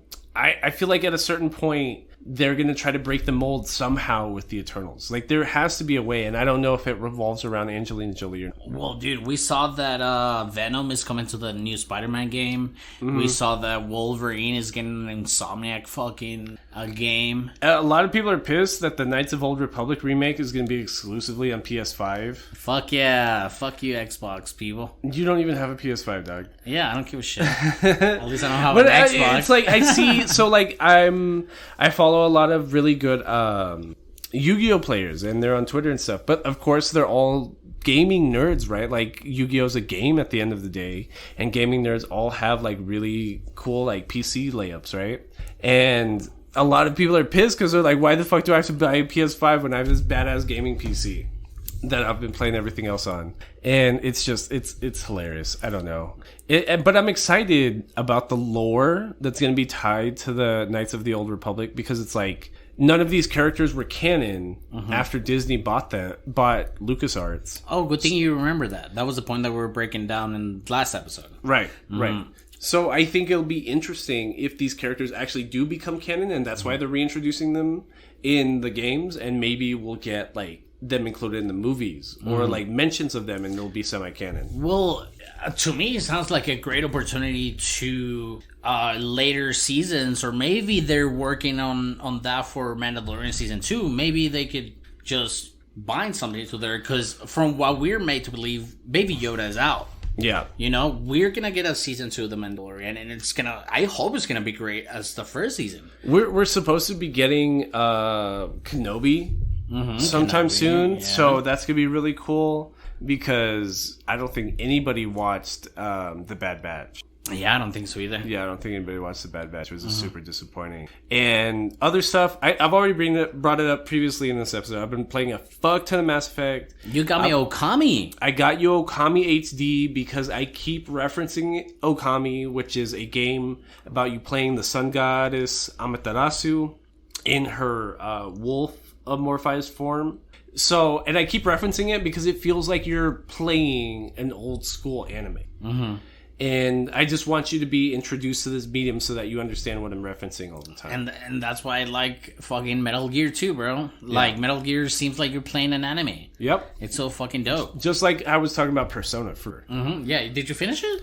Fuck. No. So Persona 5 Royale, I finished the main storyline of Persona 5. I thought there would be like 1-2 more hours of gameplay because it's like a bonus extended version, right? And I'm talking to some Yu-Gi-Oh nerds about it. I'm like, yeah, I just beat this boss. I have like 30 more minutes of gameplay, right? And they're like, no, you're at that part. You're literally halfway through Persona 5 Royale because it's twice as much content. So I'm not even it's never gonna end. Is it repetitive?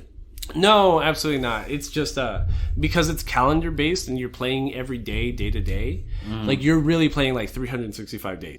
Like, you're really like accomplishing things in a certain amount of time. Damn, that's wild. But it's high school at the same time. So it's like, I'm going to class, I beat this boss. I go to class again, I beat this boss. Yeah. Damn, that's wild.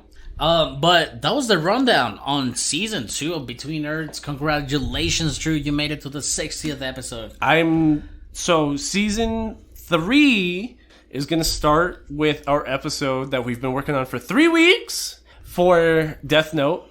Because we have split that. The reason why we were watching movies the past 2 weeks was to give us time to watch the 37 episodes of Death Note. Because pretty much we hit our cap at like 24 episodes a week, something like that. Like, it's really hard to watch anything other. So we've split it up. We're watching Death Note. We're having Robbie on in 2 weeks to discuss season 1 of Yu Yu Hakusho. And if you have anything else you guys want to watch before we start filling up the calendar, please let us know on Twitter, Instagram, YouTube, TikTok, whatever, at Between Nerds, or email us BetweenNerdsPodcast@gmail.com. We keep mentioning it because we're not getting enough discourse. So please hit us up. Please leave a rating or review. And do not forget to use hashtag #DiabeticNerds in an original tweet or Instagram post to be entered into our September giveaway. For every like and retweet, we will be donating to the El Paso Diabetic Association Incorporated. And yeah, this has been Between Nerds.